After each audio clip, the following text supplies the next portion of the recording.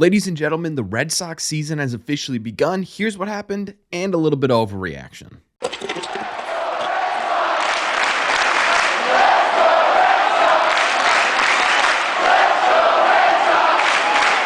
What is going on, everybody? Welcome back to Red Sea Radio. My name is Corbin, and Game 1 of 162 is officially in the books. It was the first time that Alex Cora won an opening day since he became manager, which I think is pretty cool. Late last night, the Red Sox beat the Seattle Mariners 6-4, and my favorite part of opening day is overreacting to just a single game of a 162 game season. So that's exactly what we're going to do in today's video. We're going to go over all the highlights of last night's game, talk about who did well, who might have not done well, and we're going to talk about what this could possibly mean for the rest of the 2024 season. But before we get into that, I want to give a huge thank you to everyone who came through to our live stream last night. It was an absolute blast. You guys hung in with me until 1 a.m. in the morning. Ton of fun. Thank you all so much. Don't forget, if you're new here, make sure you hit that subscribe button. We talk Red Sox content almost every single day. Thank you all very much for clicking on this one.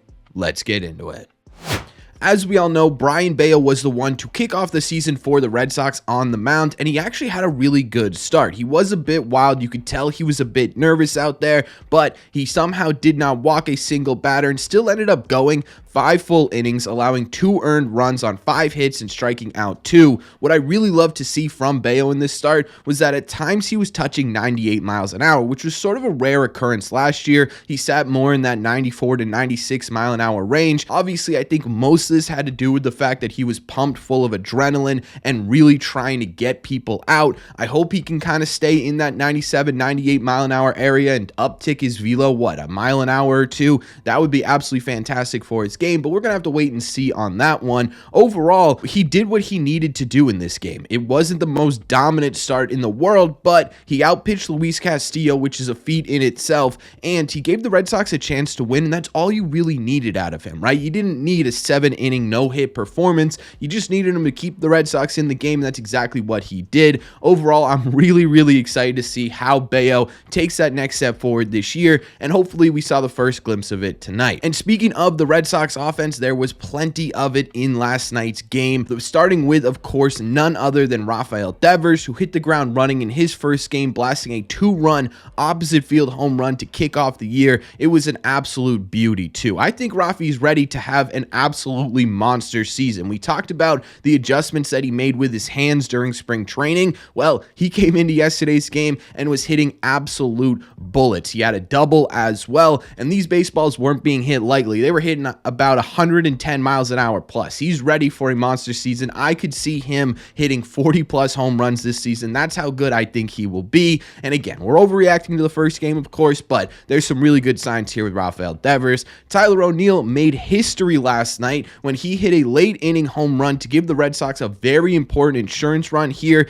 This was his 5th opening day home run in a row, which is now the longest streak in Major League Baseball history. I think that's pretty cool, and he looked absolutely great out there. Took a walk as well, stole a base as well. He was a lot of fun to watch both at the plate and on the base pass. His dynamic athleticism is going to be important for the Red Sox this year. Plus, he also scored a run on what might be a candidate already for the funniest play of the year, getting plunked in the back of the head. That was absolutely hilarious. But overall, I think Tyler O'Neill's going to be a lot of fun to watch. Ceddanne Rafaela looked great as well, hammering what should have been a double, but turned it into a triple because of some really great base running. Again, another guy like Tyler O'Neill who's just going to be a lot of fun to watch this season. He's a dynamic player. He's developing at the major league level, and I'm excited to see what he turns into. Connor Wong had an RBI bloop hit in this one. I don't know how he got his bat to this baseball. I have absolutely no idea how he was able to make contact with this one, but it ended up working out. There's going to be a lot of swing and miss here for Connor Wong. We saw it last night, right? A lot of swing and miss on sliders outside of the zone,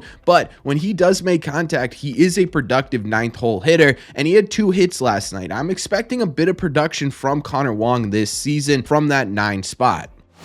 What I really loved about this game from the overall lineup itself was just their pure athleticism. Last night, they had 3 stolen bases, and that's the first time they've done that, the Red Sox as a team, in a home opener since 1967. This offense is super, like I just mentioned, dynamic, right? We talked about 2 players already who can burn you in a couple of different ways, but you look at this lineup, and man, the athleticism is awesome because you've got guys in here who could go 425 to left field at any point here, but you also have a lot of guys who could poke a ball up the middle or take a walk and then wreak havoc on the base pass. And I think that might be one of the more fun things to watch this season. Something super entertaining is just going to be the pure athleticism of this lineup, because I think overall it can beat you in a lot of different ways. And I think the same thing goes for the defense as well. We look at how the defense performed last night and it looked really solid. Again, it's 1 game out of 162. I get that, but you had Trevor Story last night making a lot of really difficult plays look pretty easy. I think he did it like 3 or 4 times. The Red Sox outfield looks extremely athletic. Say Don Rafaela was hunting down baseballs. Tyler O'Neill was hunting down baseballs. Even Enmanuel Valdez looked pretty good at second base. He had that one weird throw to first base, but outside of that, he was making really solid plays. I think the biggest difference between this year's team and last year's team on the positional player side of things is they're going to play more fundamentally sound baseball. I think we're going to see a lot better base running this season, and I think we're going to see a lot better defense as well, especially with just how purely athletic this team is. I personally think this lineup can beat you in more ways than they could last year, and to me, that's probably the most optimistic thing we saw last night, watching that sort of carry over from what we saw in spring training, where we were like, oh man, yeah, this team's pretty athletic. They're taking bases, they're getting on base, they're wreaking havoc. They continue to do that in this home opener, and that's a really, really great sign. As for the bullpen, there was one kind of stain on the bullpen's performance, and that was Joely Rodriguez, but in all fairness to him, it was just one batter. He came in, the first batter he faced, left a cookie right down the middle, and ended up leaving the park, but outside of that, he did look pretty solid from the left-hand side. Maybe it was nerves or something like that. First game jitters, we'll let it go just for today. I still would have preferred Bernardino in that spot, but hey, beggars can't be choosers right now, and Joely did end up getting the job done, and they still got the win, so I'm not going to complain too much about that. Outside of Joely, though, everyone else was absolutely dominant. Chris Martin was absolutely just cutting people to pieces on the mound. It was absolutely incredible to watch. It was like watching a Michelin star chef prepare a dinner. You had Isaiah Campbell, whose movement was absolutely incredible. That stuff looked like it was just frisbees getting thrown to home plate. Guys were having a really tough time getting around on his pitches. Then you had Kenley Jansen, who did give you a little bit of a heart attack, but that's what he tends to do, and ended up having a really, really solid outing. I think when you're looking at this bullpen, I think it's going to be a whole lot better than it was last year, which is a really, really impressive thing to say, because last year they were, close to a top 10 bullpen in the entire sport, at least until they got burned out in September. I really think there's just a lot more weapons in this bullpen. Isaiah Campbell coming in, Greg Weiser, who we didn't even see last night, Justin Slayton, right? And then adding that to Chris Martin and Kenley Jansen could be a really, really deadly combination, and I'm really excited to see what this bullpen looks like. Either way, they were able to get the job done last night in a really impressive fashion and end up closing the door for the Boston Red Sox, something they're going to need to do a lot. Overall, when you're looking at it, I mean, hey, the Red Sox are on pace to go 162-0, right? This is a really good sign. No, but seriously, this is where the overreaction is going to come in a bit, because I do think this was an important win for the 2024 Red Sox specifically. Now, we as Red Sox fans know, because we've lost the last 6 out of 6 opening day games, that it really doesn't mean a whole lot, right? The 2018 Red Sox lost an opening day game, and they ended up crushing it and winning a World Series, being the most dominant team in Red Sox history.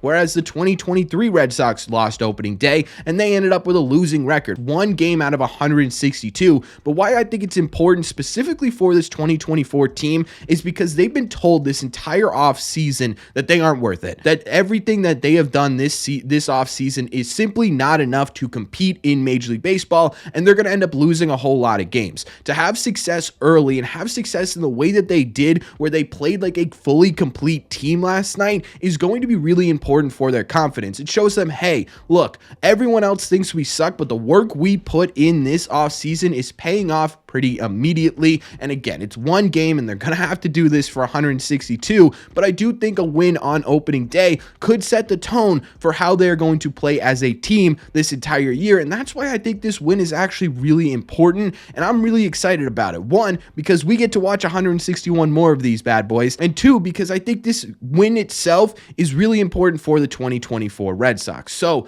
let me know in the comment section down below, what'd you think? Did you stay awake for the whole game? Two, what do you think of the Red Sox taking the first game against the Seattle Mariners? Were there things you like? Were there things you don't like? Did this change your opinion on who the Red Sox could be at all? Let me know all your thoughts on Red Sox opening day in the comment section down below. As always, if you made it to the end of this video, do me a favor. Make sure you guys have hit that subscribe button if you haven't already. If you're new here, we talk Red Sox content almost every single day. Also, if you made it to the end of this video, make sure to hit that like button as well. Helps these videos out a ton, and it would mean a lot to me. Thank you all very much for clicking on this one, and I will see you in the red seats.